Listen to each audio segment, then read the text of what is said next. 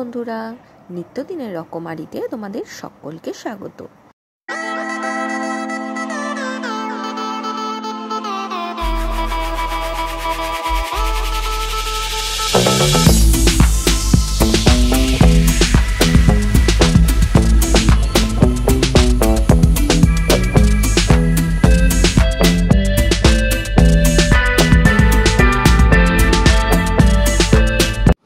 Hello বন্ধুরা, a very good morning to everyone. আজকের দিনটা তোমাদের সকলের খুব ভালো কাটুক। আজ সকালবেলা জলখাবারে করেছিলাম চাউমিন, এগ আর চিকেন দিয়ে। আমাদের সকলেরই আজ সকাল সকাল জলখাবার খাওয়া কমপ্লিট, কারণ আজ বাড়িতে আসবে দুজন গেস্ট। তো সেই কারণেই আজ সকাল সকালই একটু তাড়াতাড়ি কাজগুলো কমপ্লিট করে নিচ্ছি। পাকুম এখনও ঘুমোচ্ছে, আমার চান করা কমপ্লিট, আমি ছাদে এলাম।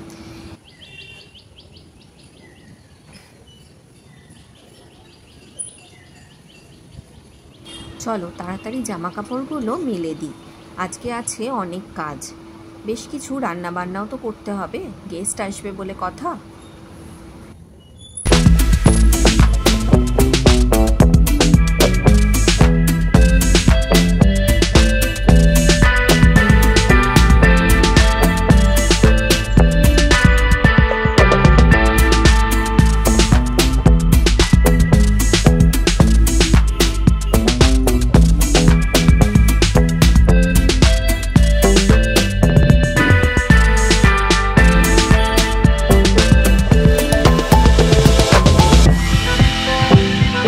জামা কাপড় সব মেলে দেওয়া কমপ্লিট।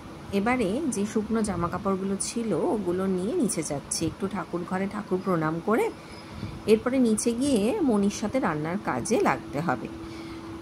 যদি পাকম উঠে পড়ে তাহলে আবার পাকমকে খাওয়ানো, স্নান করানো, এই কাজ তো আছেই। তো চলো দেখি নিচে গিয়ে পাকম উঠলো কি না।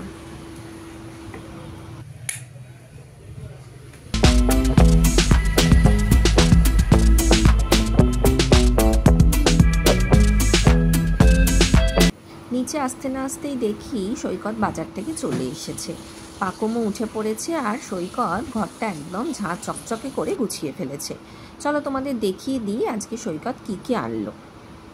দু রকমের মাছ এনেছে। এই মাছটা দিয়ে ভাবছি একটু কাতলা কালিয়া করব, আর চিংড়ি মাছ দিয়ে আলু দিয়ে পটল দিয়ে হবে একটা তরকারি।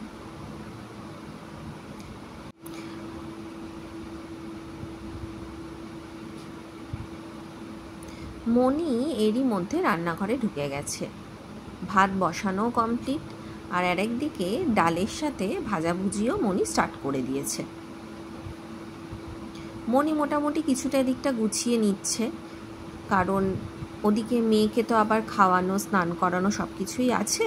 তো আমি মনিকে বললাম তুমি কিছুটা গুছিয়ে দাও, তারপরে মেয়েকে করিয়ে আমি আবার রান্নাঘরে ঢুকবো। তো তোমরা যারা রেগুলার আমার ব্লগ ফলো করো তারা জানো যে আমার মেয়ে সকালে ঘুম থেকে উঠেই একটু বাইরে না ঘোরালে হয় না। তো সেই রকমই ওকে বাইরে নিয়ে চলে এসেছি। আর আজকে হয়ে গেছে একদম সোনায় সোহাগা। আমাদের গেটের বাইরে যেরকম ওর ভৌগুলো এসে বসে থাকে, রোজ না থাকলেও আজকে বেরিয়েই দেখি একজন শুয়ে আছে আর একজন ঘোরাঘুরি করছে। পাকুমের তো আনন্দ দেখলে তোমাদের আর কি বলবো, সে ওই গেট থেকে নড়বেই না। আমি তাই সৈকতের ক্যাফের সামনে একটা সাইড নিয়ে ওকে বেশ কিছুক্ষণ ধরে ওর বউ দাদাদের দেখালাম। ইতিমধ্যে আমাদের বাড়ির গেস্টরা কিন্তু চলে এসেছে। বেশ কিছুক্ষণ হলো ওনারা এসেছেন, জল মিষ্টি ওনাদের দিলাম, একটু গল্প করে বললাম চলো একটু ছাদ থেকে ঘুরে আসি। তো এই যে ছাদে এনেছি, ইনি হলেন আমার এক কাকা এসছে আর কাকার ছোট ছেলে। আসলে যে ছোট ছেলে ও বাইরে চাকরি পেয়েছে, তো চাকরির জন্য একটা মেডিকেল টেস্ট ছিল, তাই ওরা কলকাতায় এসেছে। ওরা কিন্তু থাকে মেদিনীপুরে। তো কলকাতায় যেহেতু এসেছে, তো সেই কারণে আমি বলেছিলাম আমি আর সৈকত যে আমাদের বাড়িতে পারলে ঘুরে যেতে। তো আজ সকালবেলাই হঠাৎ করে ফোনে জানালো যে ওরা আমাদের বাড়িতে আসছে।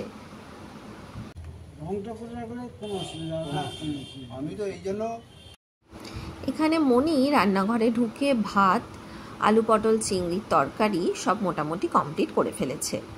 আমি এখানে মেয়ের ঝোলটা করছি, আর এই মাছ দিয়ে হবে আজকে কাতলার কালিয়া।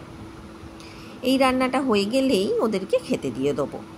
এখানে মণি, সৈকত, আমার কাকা তিনজনে মিলে গল্প করছে। কাকার ছেলে একটু এদিক ওদিক ঘোরাফেরা করছিল, ও চলে এসছে, একসাথে বসে সব আড্ডা মারা হচ্ছে।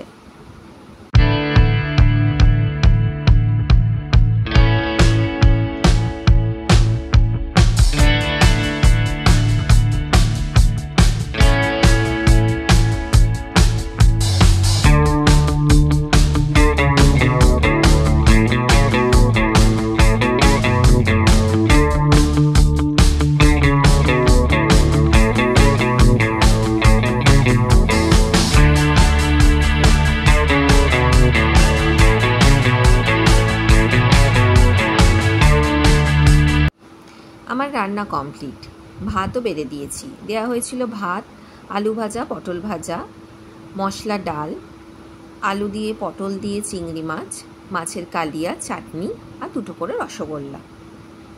এই খাবার মোটামুটি পরিবেশন করে দিয়েছি। এইবারে সত্য কাকাদের বলছি চলে আসতে, কিন্তু ওরা কিছুতেই আসবে না। বলছে যে না, নয় বাচ্চাটাকে খাওয়াতে বসাও, আর না হলে আমার শ্বশুরের কথা বলছে। তো আমাদের তো সব কিছু একটু বেলা করে, তো সেই কারণে আমি বললাম যে না না, তোমরা আজকে গেস্ট, তোমরা বসে যাও খেতে। আর মেয়ের হয়েছে এক জ্বালা, দুজন নতুন মানুষকে দেখেছে, তার আর আজকে কান্না থামে না। সে একবার আমার কোলে আর একবার বাবার কোলে দৌড়াদৌড়ি করছে।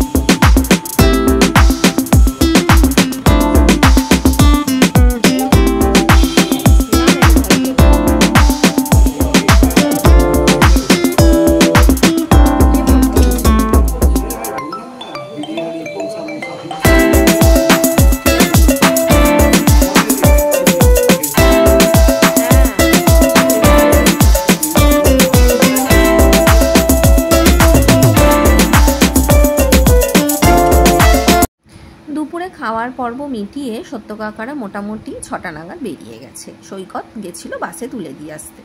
এবারে সৈকত তো যাবে ক্যাফেতে, মেয়ে নাছোড়বান্দা যে বাবার সাথে বাইরে যাবে একটু ঘুরে আসতে, সেই নিয়ে এখন টানাটানি চলছে। তো আমি যতই বলছি তুই আমার কাছে আয়, কিছুতেই আসবে না, দেখো কোলে উঠতে চাইছে। তো যাই হোক, কোনোভাবে ম্যানেজ করে ওকে আমার কাছে আনলাম। ওকে বললাম আমি ঘুরতে নিয়ে যাব। এই ফেস ওয়াশটা সৈকত এবারে আমাকে গিফট করেছে। তো আমি ভাবলাম এই ফেস ওয়াশটা তোমাদের সাথে একটু শেয়ার করি। আমার মুখটা, স্কিনটা ভীষণ অয়েলি, আরও বেশি তোমার নাকের সাইডগুলো, চোখের তলাগুলোয় ভীষণ একটা অয়েলি ভাব থাকে সব সময়। তো সেই কারণে এই ফেস ওয়াশটা আনা। এই ফেস ওয়াশটার ফ্রেগরেন্সটাও কিন্তু ভীষণ সুন্দর। দেখো আমি মুখটা ধুলাম, একদম ফ্রেশ লাগছে মুখটা। পাকুমকে নিয়ে ভাবছি একটু বাইরে থেকে ঘুরে আসি। এতবার ওর বাবার কাছে যাবে যাবে করছিল, বাবারও তো অনেক কাজ থাকে, যখন তখন আসতে পারে না, নিয়ে যেতে পারে না। তো আমি রেডি হয়ে গেছি, আর আমার রেডি হওয়া দেখে পাকুম তো একদম বেজায় খুশি, কারণ ও জানে ওর মাম্মা এবার ওকে ঘুরতে নিয়ে যাবে। প্রথমে চুলটা খোলা রেখেছিলাম, কিন্তু যা গরম, আবার পাকুমকে কোলে নিয়ে যেতে হবে, তো সেই কারণে চুলটা বেঁধে নিলাম। বেশি কিছু না, আমি একটু কাজল আর লিপস্টিক লাগিয়ে বেরিয়ে পড়ি, তাও তো আজকে কাজলও পরিনি। আর আমার পাকুমও রেডি, দেখো কি খুশি না। তো সৈকত বলছিল তুই আবার এখন কোথায় যাচ্ছিস সন্ধেবেলায়, বাইরে বৃষ্টিও পড়ছিল। তা আমি বললাম যে যাগ্গে মেয়েটাকে নিয়ে একটু বেরোই, একটু না হয় ফুচকাই কিনে আনি। এই যে সৈকত এসছে আমাদের টাটা করতে। চলো বেরিয়ে পড়ি। এই পাকুমকে নিয়ে রাস্তায় বেরিয়ে পড়লাম। দেখো রাস্তা পুরো ভেজা, বলছিলাম না বৃষ্টি পড়ছে।